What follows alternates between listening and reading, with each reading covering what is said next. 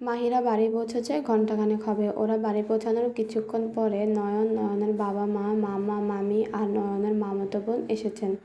নয়নের মামা মামিরা ঢাকাতেই থাকে, আর যেহেতু আজকে বিয়ের ডেট ফিক্সড হবে তাই তারাও এসেছে মধুকে দেখার উদ্দেশ্যে। আফসার বাড়ির প্রতিটা মানুষই খুব আন্তরিক আর মিশুক প্রকৃতির।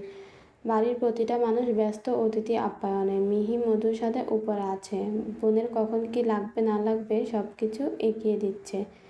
এটা বলছে সেটা বলছে, আর আপুর বিয়ে হয়ে গেলে কার সাথে থাকবে, কে তাকে পড়াবে, স্কুলে নিয়ে যাবে, এসব ভেবে মন খারাপ করছে মাহির নিচে গেছে সবার সাথে আলাপ করার জন্য।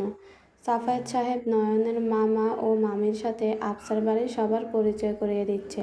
সাফায়েত সাহেব বললেন উনি নয়নের মামা জাহাঙ্গীর আলম, ব্যাংকে চাকরি করেন। নয়নের মামি আঞ্জুমান আরা, উনি স্কুলের টিচার। আর তাদের একমাত্র মেয়ে সারাহ আলম, মেয়েটা ডাক্তারি পড়ছে। সবার সাথে পরিচয় পর্ব শেষ করে মাহির মধুরকে ডাকার উদ্দেশ্যে উপরে চলে যেতে চাইল। পিছন থেকে নয়নের মা মাহিরকে ডেকে বলল, মাহির, সারাহকে একটু নিয়ে যাও তো বাবা, মধুর রুমটা দেখিয়ে দিও, বড়দের মাঝে মেয়েটা বিরক্ত হয়ে যাবে। নয়নের মায়ের কথা শুনে শিউলি বেগম, সেলিনা বেগম আর নিশি বেগম তিনজনই একসাথে বলে উঠল, হ্যাঁ ঠিকই তো, নিয়ে যা বাবা, মেয়েটাকে মধুর ঘরটা দেখিয়ে দে, ওখানে তো মিহিও আছে, একসাথে গল্প করবে। মাহির হা বলার আগেই সারাহ বলে উঠল। সারার উঠে আসা দেখে নয়নও উঠতে উঠতে বলল, তাহলে আমিও বরং যাই ওদের সাথে, এখানে তো আর আমার কোনো কাজ নেই। সাফায়েত সাহেব ছেলের নির্লজ্জতা দেখে অবাক দৃষ্টিতে তাকালো। তারপর নয়নের হাত ধরে বসিয়ে বিড়বিড় করে বলল, গাধা একটা, এখানে তো একটু নির্লজ্জতা কম করলেও পারো নাকি। তারপর মাহিরের দিকে তাকিয়ে সৌজন্যমূলক হাসি দিয়ে বলল, মাহির তোমরা যাও বাবা, গাধাটার এখানে কাজ আছে। মাহির ঠোঁট টিপে হাসতে হাসতে উপরে চলে গেল। ড্রয়িং রুমে বসা সবাই ঠোঁট টিপে হাসছে নয়নের কর্মকাণ্ড দেখে। মাহির মধু দরজার সামনে এসে দরজা নক করলো। সারাহ মাহিরের পাশেই দাঁড়ালো।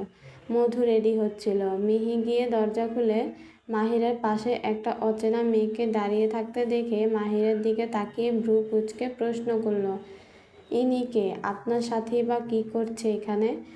মাহির ভ্রু কুঁচকে মিহির দিকে তাকিয়ে বলল, ও সারাহ, নয়নের কাজিন, ওকে মধুর কাছে নিয়ে যা।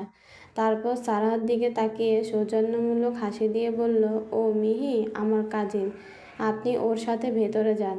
সারাহ মাহিরের দিকে তাকিয়ে মুচকি হেসে বলল, আপনাকে ধন্যবাদ ভাইয়া।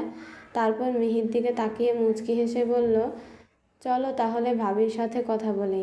মিহি মাহিরের দিকে তাকিয়ে ক্রূর হাসি দিয়ে সারাহকে উদ্দেশ্য করে বলল, চলুন আপু। মিহি গিয়ে মধুকে কিছু বলার আগেই মধু সারাহকে দেখে বলল, তুমি নয়নের কাজিন সারাহ তাই না?